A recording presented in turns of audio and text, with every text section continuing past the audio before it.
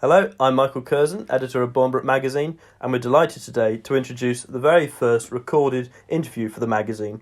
We're delighted to have the guest Ben Harris-Quinney, who is chairman of the Bow Group, as our readership will know, is the longest conservative think tank in Britain. We talk about such topics as Brexit, Boris and borders, as well as the BBC.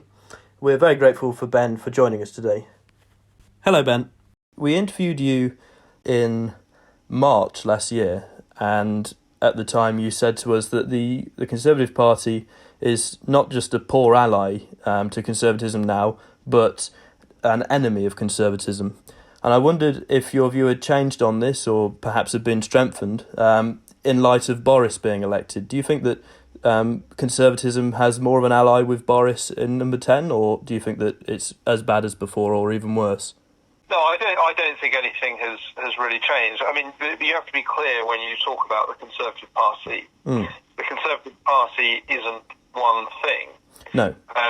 You've got a grassroots membership of the Conservative Party that is by and large solidly conservative, small c. And, is very supportive of social conservatism, economic conservatism, nationhood, all the things that we as ideological conservatives believe in. The parliamentary party is by majority, I think, no longer socially conservative, but there is a very sizable caucus of upwards of 100 members of parliament that could be described as socially conservative, and their influence is very significant. The problem is the Conservative Party is an institution. When you see engagements in the press by the Conservative Party, these come from Conservative Central Office, or Conservative Campaign Headquarters, as it's called, CCHQ. Yes. And that organisation and the people around it and the members of Parliament that they put up for shows like Question Time. Yes, yeah. Are usually not just ambivalent to socially conservative ideas, but actively hostile to them. So I would maintain what I said before, that these are not poor allies, people that don't speak up enough for socially conservative ideas. These are people who speak out against socially conservative ideas and actively lobby against them with the significant power and influence they have. Boris, I don't think I've ever heard anyone argue that Boris is a social conservative. No. He certainly is not, but nor does he claim to be fair to him. What I think there is with Boris, or some of the people around him like Don Cummings, is an idea that there should at least be an openness to freedom of speech and freedom of thought. Yes. So it's not necessarily an endorsement, but I think it's a slight relaxation of the constrictive space that social conservatives had hitherto, where they were essentially pushed out of the mainstream media, the political debate, in almost every way. And it was actually Sir Roger Scruton standing up for these ideas, and then being sacked by the government, and of course attacked by the New Statesman and BuzzFeed and the acolytes of woke. His iridescent grace is how I describe it, pushed back against those empty accusations. And I think now a lot of people remember what happened to Sir Roger as a lesson in what not to do. And of course, in the end, the government apologised.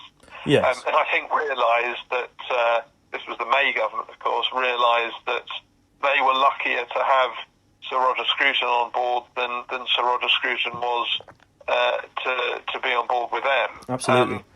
So I think that was a seminal moment for us as social conservatives, but also for freedom of speech and freedom of thought in Britain. I think Boris, whether because he truly believes in it or whether because he's seen the way the wind is blowing, is now pushing for a situation where there is isn't such constriction on debate.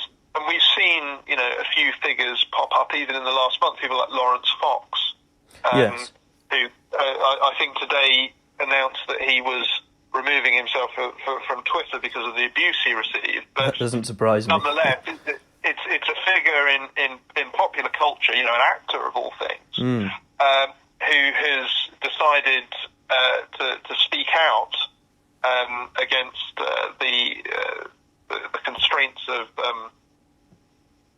the woke culture that dominates the mainstream media. Yeah. And I think the confidence to do that is in part off the back of the landslide victory for the Conservatives, and off the back of what Boris is signalling as leader, which is a slightly more open approach. So I wouldn't yet heap praise on Boris because nothing's actually happened. No. Certainly nothing legislatively has happened, and I would and have encouraged the government to look very closely at universities and the amount of public funding they're receiving for essentially being organs of propaganda.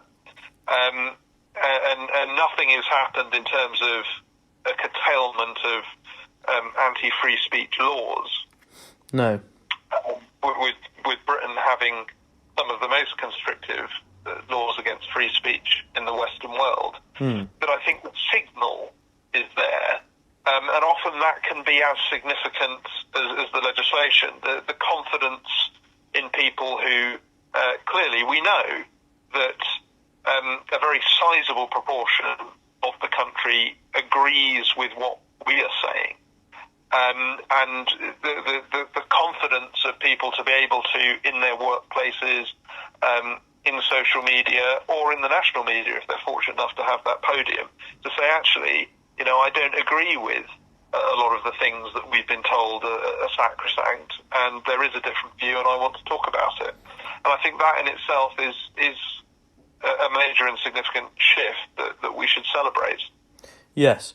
One of the themes that has been discussed a lot in Bournebrook recently, sort of in light of this, so Boris giving more space for social conservatism to be discussed.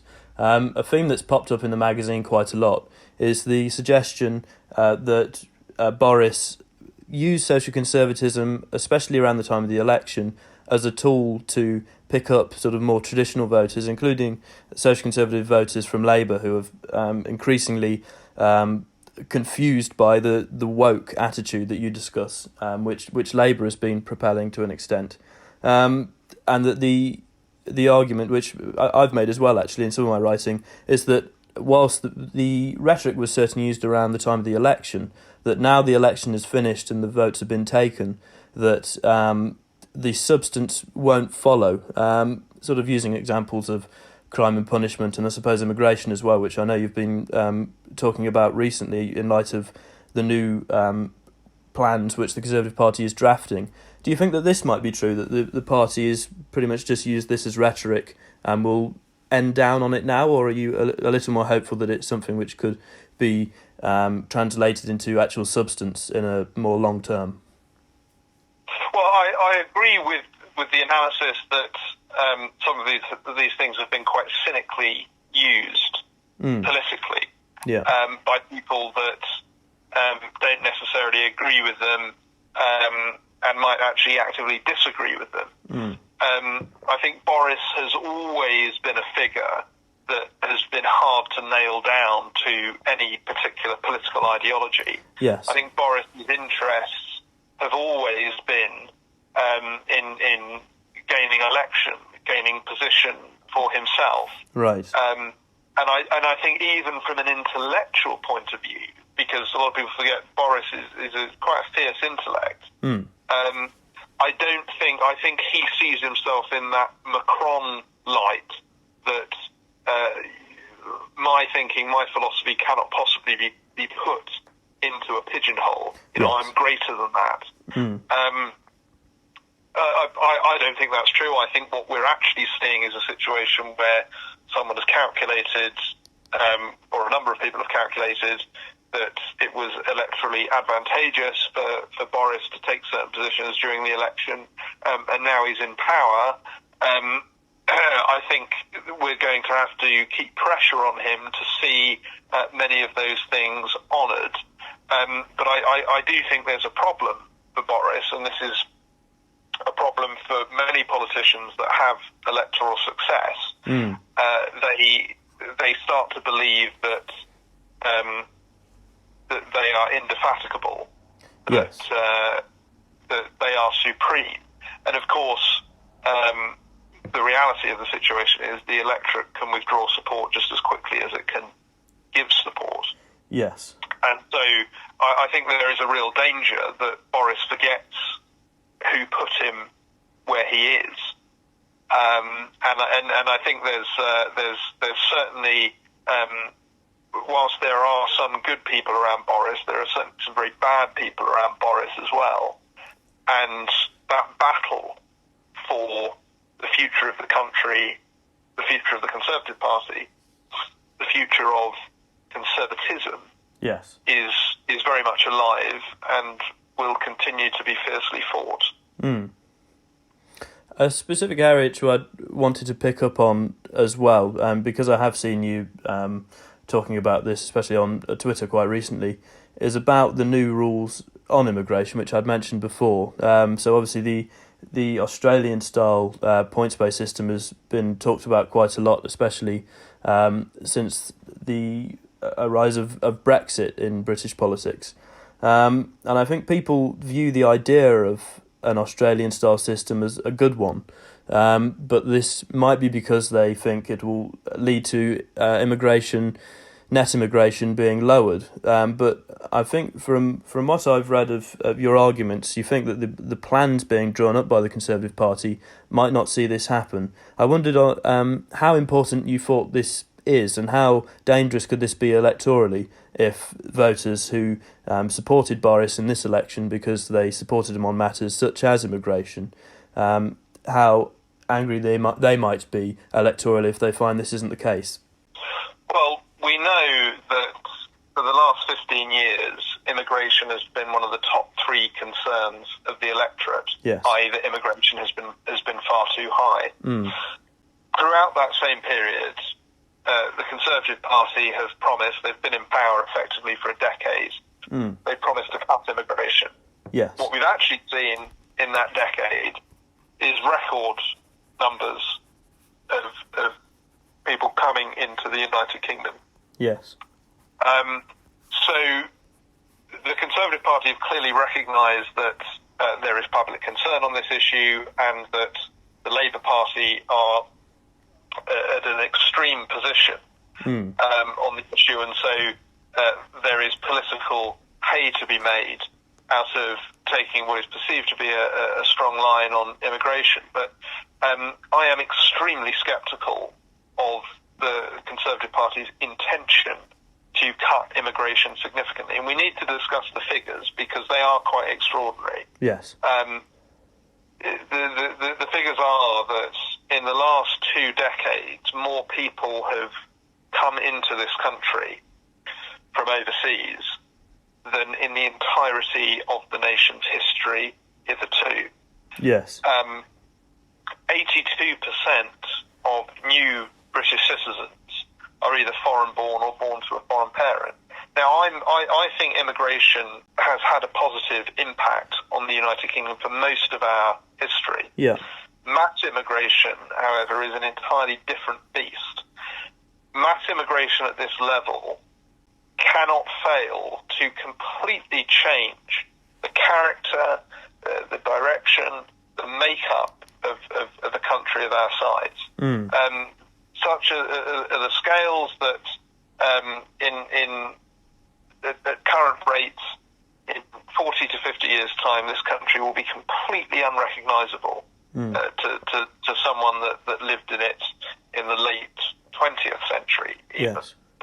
And the problem with it is, the big problem with it is, this is something that the British people have consistently said they did not want. You know, if the British public wanted to throw the doors open to millions and millions of immigrants and wanted that to completely change the nature of Britain, then that would be one thing. But it's not what they've wanted. And the only time that immigration moved down the list of concerns of the British public is when Brexit moved up, and that's because Brexit was seen as a way of tackling the immigration issue, because consistently they had heard from politicians, mainly of Conservative stripe, that there's nothing they can do about immigration because we're part of Schengen Plus, so we can't control our own borders. Yes. When I was campaigning for Brexit, we were told by the Vote Leave campaign not to talk about it, but it was very apparent to me that the main driving force behind the Brexit vote, behind why people wanted to leave the European Union, was their concerns over mass immigration and the desire to retain control of national borders so we could determine the level of immigration that we saw as a nation. So it has been, and it remains, one of the very, very highest priority issues for the public. And in order to take account of those issues and why they exist, firstly, the government has to realise that there are many economic arguments you can make for or against immigration. But principally, the public concern over mass immigration is cultural, not economic. Yes. It is that people have seen the character of their neighbourhoods, their communities, change at such a pace as to render them completely unrecognisable in the space of a few years. And regardless of whether that has made them richer or poorer, that's not what they want. And I think most people in this country are patriotic. They champion the great tenets of British culture and all that we have in this country. And it's not that they are unfriendly to foreigners or don't want to see anyone come to this country, but they want to retain that which is unique to Britain. And I think that, if people on the left love to talk about diversity, but if one wishes to retain diversity in the world, one must cling to those cultural traditions that make places unique. Every country is unique, and I personally don't want to go to Madrid and see the same high street, the same culture as I do when I'm in London. Absolutely. I think that diversity is what makes the world such a wonderful, interesting, and uplifting place. And I think the doctrine of globalization, ironically, is very anti-diversity.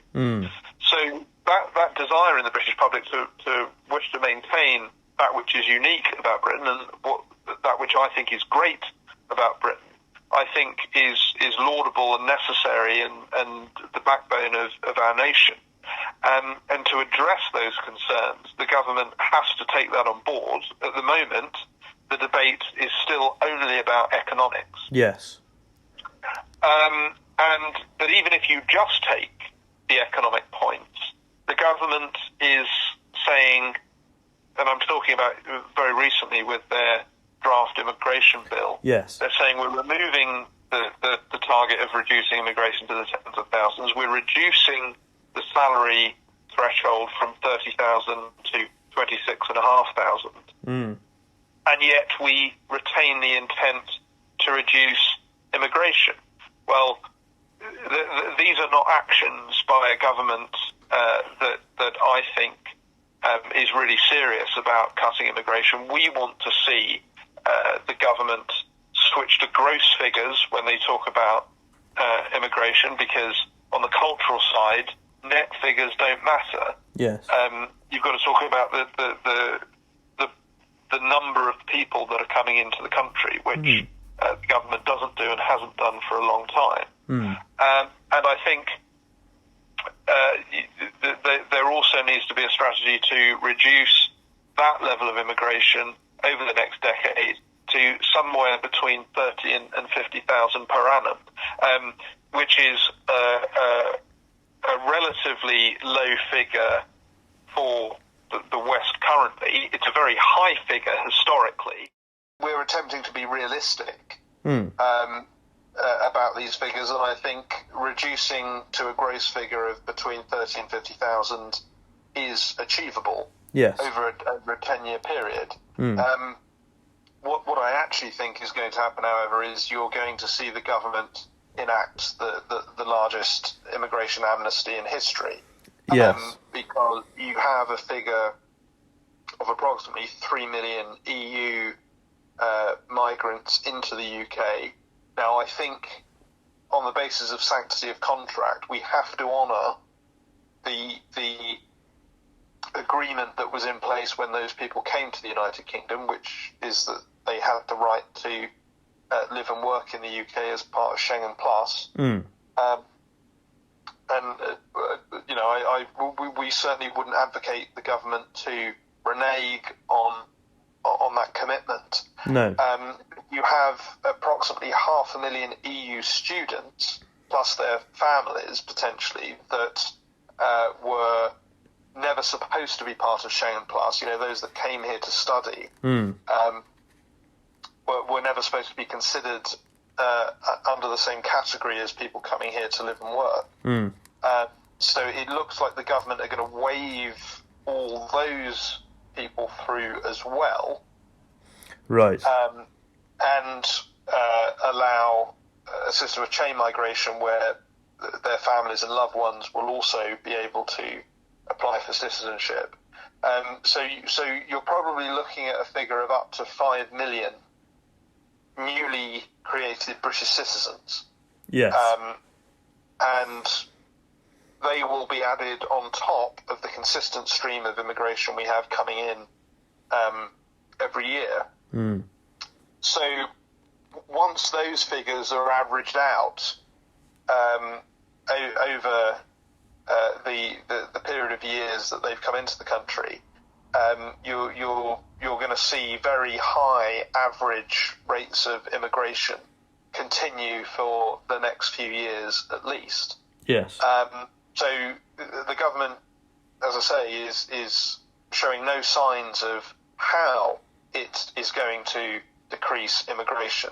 Before, they were saying the same things, that we want to decrease immigration. George Osborne left office and gave an interview saying, yeah, we said that, but no one had any intention of doing it. Right, and yes. That was at a time when they had the 30,000 salary threshold and the tens of thousands target. Yes. Now they've scrapped both and are showing signs of granting these various amnesties. I don't think that they have demonstrated any clear plan of how they are going to reduce immigration or the laws that they are going to enforce that would see migration come down. An Australian-style point system is merely a metric.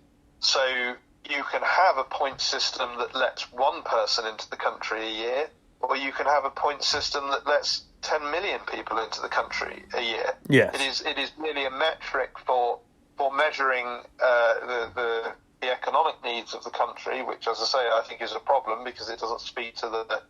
Yes, the cultural questions which are raised by this as well.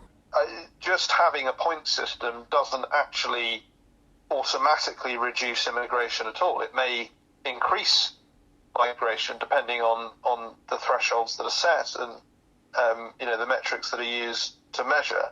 So I would advocate much stronger measures, as I say, that historically would still be seen as very high levels of immigration, but I think would bring immigration down to the level that the British public want and have consistently asked for time and time again in elections and have been rebuffed by the Conservative Party, certainly over the last decade. Yes. A point which I wanted to just pick up on quickly, you mentioned that Vote Leave was keen on you and other campaigners for the group during the Brexit referendum not to talk about immigration. What was it that they wanted to prioritise at the time? Was it purely economics, or was there something else as well? Yes, they wanted to talk about the economic arguments and sovereignty. Right. Which, all of which, or almost all of which, I was in agreement with. But I think the reality of what won the Brexit vote was people's concerns about immigration. If you had to pick one issue. Yes. Well, I think Matthew Goodwin and Roger Eatwell and others have done some work on this and found that really a lot of the time for many voters, Brexit is synonymous with lowering immigration, which is something you referred to earlier as well. The idea of it is synonymous. Yes. I think the practice of it, and what we're seeing from this government is not. Well, certainly, yeah. But I think Brexit actually happened because you had 15 to 20 years of the British public just being totally ignored by government of different colours of what their wishes on immigration were. And, if you completely ignore the public for 20 years, there's going to be a result, and the result was the Brexit vote. If the government continues to ignore the public, we'll see similar kinds of things, I think, occur in the future. Now we talked. You mentioned in an answer a moment ago that the fight for conservatism, is very much alive at the moment. Before we started talking for the interview, we were talking about some of the new groups which are forming, especially on Twitter, conservative groupings. It's quite hard to keep up sometimes with the new groups which are being formed around the conservative movement. But I think a common theme with a lot of these is that they are intent on influencing the party, the Conservative Party, that whilst they don't believe them to be properly conservative, they still support the party, would vote for them, and have the aim purely of influencing the party. To what extent do you think this is a futile aim, or an aim which is quite worthy? Do you think it's possible now to influence the party in a social conservative manner? Yes, I do. And I also think that it's important to note that the Conservative Party are in government. Yes. So you've got the two elements there. Your groups are trying to influence the Conservative Party, but they're also trying to influence the government because they're advocating a vision for the country that they want to see enacted. So I don't think there's anything wrong with that approach. And really what's happened in the Conservative Party in many institutions, our universities, schools, they've been taken over by a long march through the institutions by the left. Yes. So I certainly wouldn't say, oh no, we should completely give up and let the left have these institutions. Absolutely not. We should be fighting for them, but we should also be realistic. Yes. That the Conservative Party of today, institutionally and at the executive level, is not conservative in any way. People often define themselves as, well, I support the Conservative Party because I'm an economic conservative, I'm not a social conservative. Yes. But I don't see any areas where the Conservative Party is economically conservative. No. People talk about austerity, but since the Conservatives took power in 2010, they have doubled the national debt. The Exchequer continued to borrow more than it took. So in no way is that austerity or fiscal conservatism. And I think there are many problems that will result come a future recession from that approach as well. Yes. I am a social conservative. I'm not someone that thinks that we should have an all-powerful government that prescribes exactly how people should live their lives. No. I think a lot of it is about moral leadership, which Thatcher was a great example of. But also allowing the space and allowing the liberty for people to live their lives as they see fit, to talk about the things they see fit, and to have the freedom to be conservative. Yes. Which is something that that has been very severely eroded over the last few decades. So, I'm someone as a social conservative who's not saying that I think the government should be saying you can't do that in your private life, you must do this in your private life. Not at all. No. I think the great value of ideas, or if an idea has value, it does not need to be enforced by state power, but it does need state power to get out of the way. Yes, absolutely. To allow the liberty for it to be embraced. So I haven't met many social conservatives that want to see a kind of theocracy imposed. No. And I think social conservatives are very often miscategorized in this regard. Almost that their views are a violence against certain groups who are in opposition to social conservatism. But I think the vast majority of social conservatives are simply saying that we should be at liberty to be socially conservative. Yes, quite, absolutely. And of course the social conservatives are always put a strong precedent on the importance of institutions, and you talk about the march through the institutions on the left, and I thought a topic which would be interesting perhaps to end on would be the BBC, which is a public institution running for a very long time and is really part of the British culture now. It's sort of one of Britain's icons. But you've said recently that the BBC is sort of steeped in a sort of liberal bias, the metropolitan liberal bias.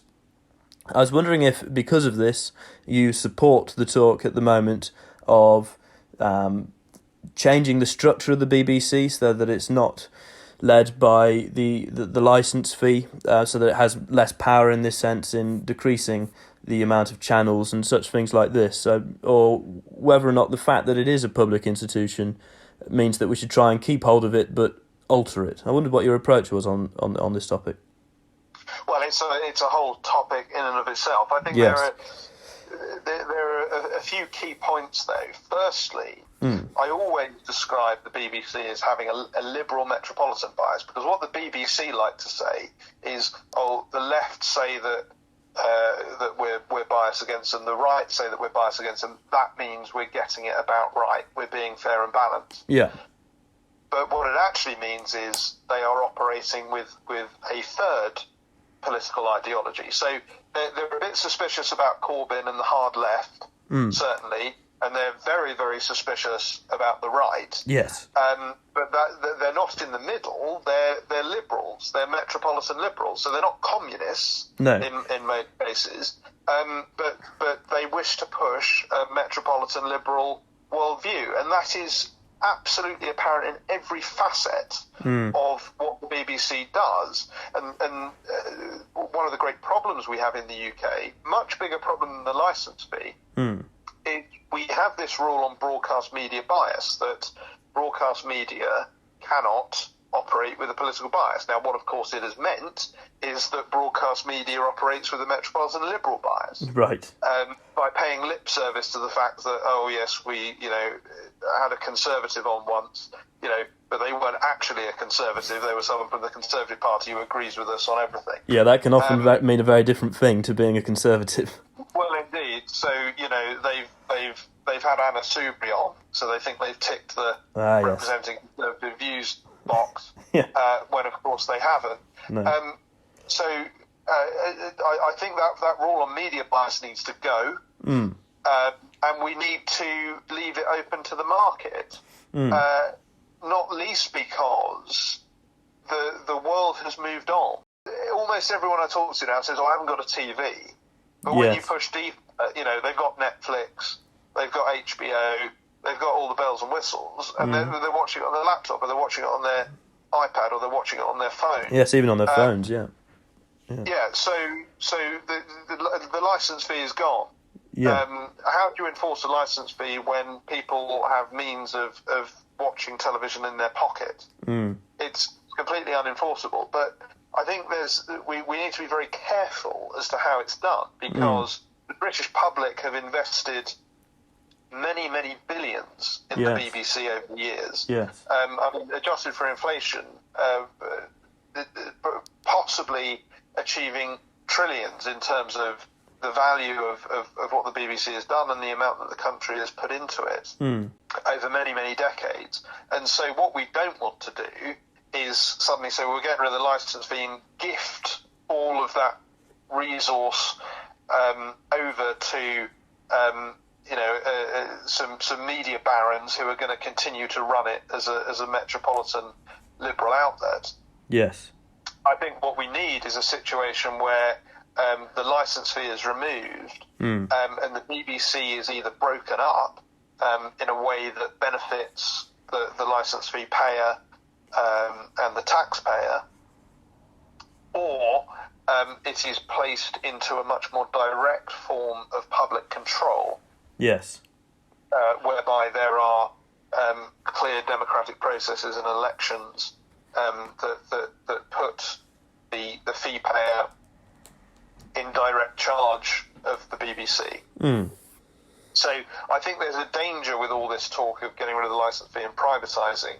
Yes. That the British public actually hands over a huge resource to the liberal left, and we don't want to do that. So, that's the sort of thing you saw after the breakup of the Soviet Union, where the guy who was running the gas exchange is suddenly a billionaire overnight because he now owns the gas exchange. So yeah, we don't want to create new media plutocrats and barons.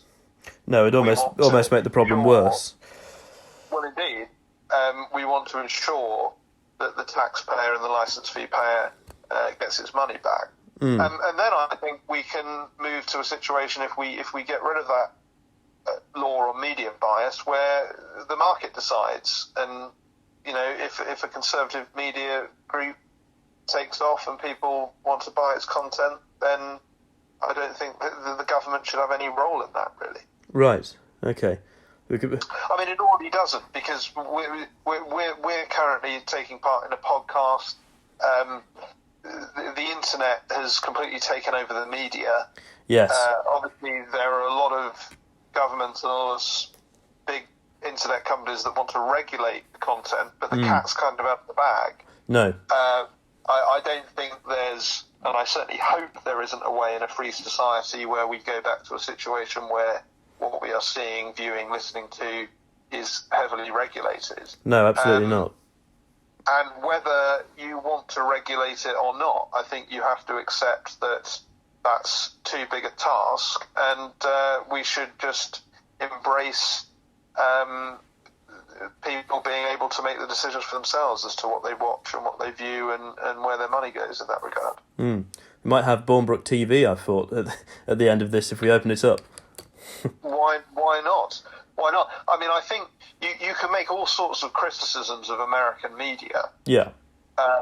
But what you have in the US with talk radio and Fox and a number of other channels is actually, whilst the channels themselves are biased, if you look at the media spectrum, it's a lot less biased than the UK, where you just don't get the views of people on Fox. But my friend and colleague Raheem Kassam, yes, regular contributor to Fox, so he's moved over to the States, regular contributor to Fox, very mainstream figure in the US conservative movement now.